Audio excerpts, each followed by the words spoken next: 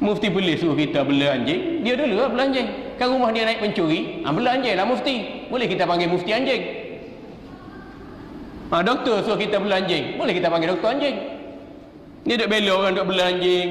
Dia kata ni hadis ni gini-gini sekian. Logik akal. Orang ni tak mengaji pun, dia kata belajar bahasa Arab dan sastra. Lepas tu baca hadis tafsir sendiri.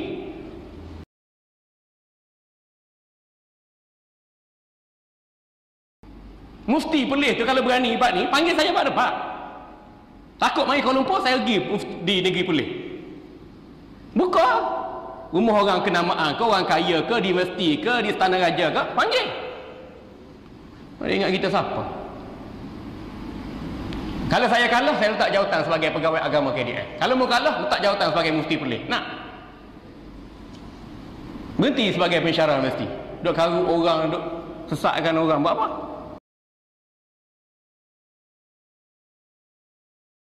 Bekas pilot kapal terbang, siapa ajar agakmu? Kapal terbang ajar agakmu? Juru terbang ajar agakmu? Macam ni, bekas kapten kapal terbang nak cakap agama. Kalau dia cakap agama dengan disiplin ilmu, okey. Dia cakap agama, tak disiplin ilmu. Kurang ajar punya kapten kapal terbang. Kita cari nombor telefon dia, tertelefon dia, kita ajak dia debat. Ini bukan masalah peribadi. Ini masalah dia kacau orang.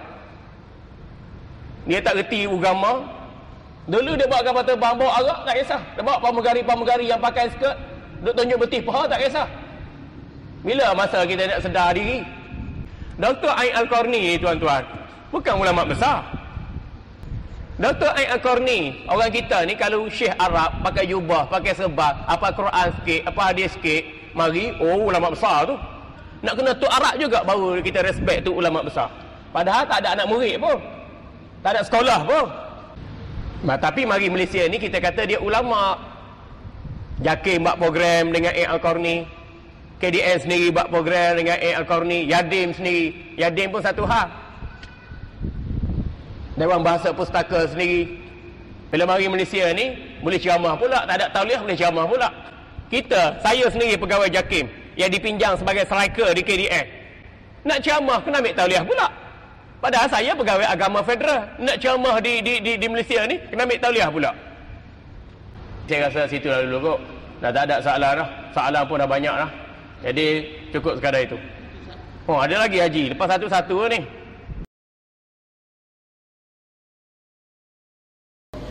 Ustaz Zahzan ni siapa?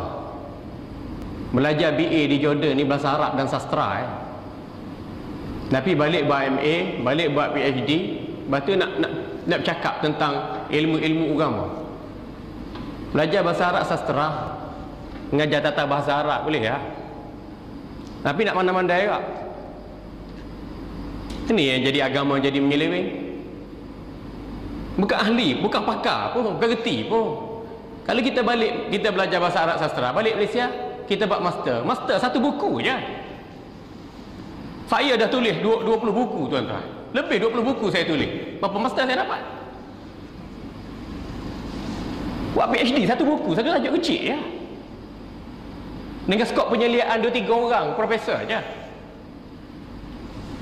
Apakah kita kata mendalam ilmu kita? Basic ilmu syariah, basic ilmu akidah tak ada. Lepas tu cakap mengapu. Dia juga yang kata Allah bersemayam di atas arash.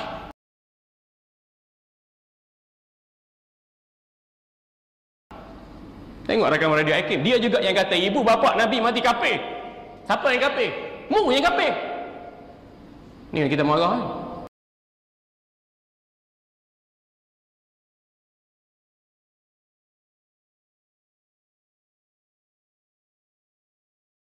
Tak ada dalil dalam Quran sebut ibu bapa Nabi kafir. Tak ada dalil dalam hadis yang sahih, yang mutawatir sebut ibu bapa Nabi kafir.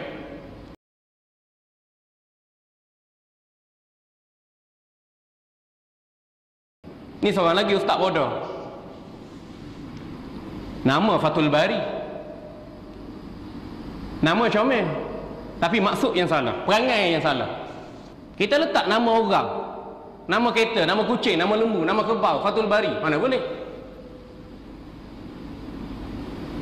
Sebab orang ni ada perangai, ada perwatakan, ada sikap, ada kesalahan. Kalau nama kitab, memang kitab tak salah dah. Orang ni dia.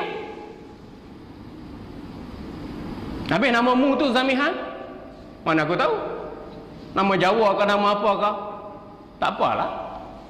Zamihan ni kalau dalam bahasa Arab Zam'an. Zam'an ni cerdik. Wah. Untung macam tu. Nama orang tu dia hantam teruk-teruk. Nama dia kata dia cerdik. Tengok Zam'an. Za mim ain. Alif Zam'an. Ataupun kita nak kata Zu Mihin, yang mempunyai tribulasi, yang mempunyai ujian, yang mempunyai mihnah dan kekuatan. Okey ke? Tak. Kalau nak guna kod Jawa kod apa ke? Okey. Minta Allah beri balasan. Timpakan azab dan kehinaan pada orang ni. Hancur negara. Allahu Rabbi. Ni orang ni nak jadi baruah pada kerajaan ni. Nak mengampu pun padan-padan lah. Pada akidah, kita tengok beliau nak bercakap tentang akidah. Apakah akidah yang beliau miliki itu? Akidah keput lekor? Akidah biskut tawar hapsing? Atau akidah apa sebenarnya? Beliau tidak memiliki latar belakang akidah yang jelas. Akidah Islam simple. Qul huwallahu ahad, Allahus samad, lam yalid wa lam yulad wa lam yakul lahu kufuwan ahad. Akidah keseluruhannya. Maka dinamakan dengan suratul Ikhlas. Cuba baca Al-Quran. Apabila Al-Quran membahaskan tentang masalah akidah, membahaskan tentang kebesaran Allah, ayatnya mudah, senang saja kita faham, contoh-contohnya mudah, terus saja menjangkau kepada kebesaran kerajaan Allah, dan kemudian terus membawa insan kepada tanggungjawab menunaikan tauhid, hanya mengabdikan diri kepadanya dan memisahkan diri atau melepaskan diri dari sebarang unsur syirik. Itu disebutkan tentang ketokohan Imam Abu Hasan Asy'ari dan ulama-ulama pelapis pesan kedua, ketiga, keempat, kelima, keenam, ketujuh sampailah ke zaman kita.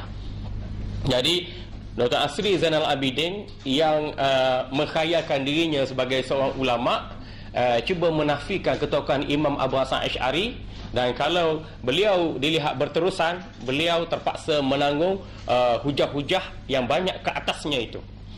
Abu Hasan Asy'ari dia sedang deal dengan ilmu ni di peringkat awal. Apabila Mu'tazilah masuk dalam ilmu, dan hujah-hujah Mu'tazilah juga bukan alang kepalang. Untuk orang menolak mentah-mentah Mu'tazilah bukan senang. Tapi Abu Hasan Asy'ari telah memainkan peranan pada satu peringkat untuk menjawab Mu'tazilah. Dr. Asri, hang nak masuk neraka ke? Masuk neraka ke? Ni kita faham. Mari jauh dan letih dah tuan-tuan.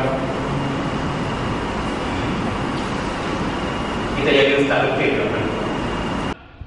Saya sendiri pegawai JAKIM yang dipinjam sebagai striker di KDN.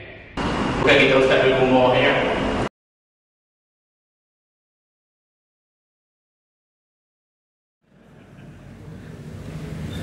KDN pun pilihlah, janganlah pilih yang mangkap sangat.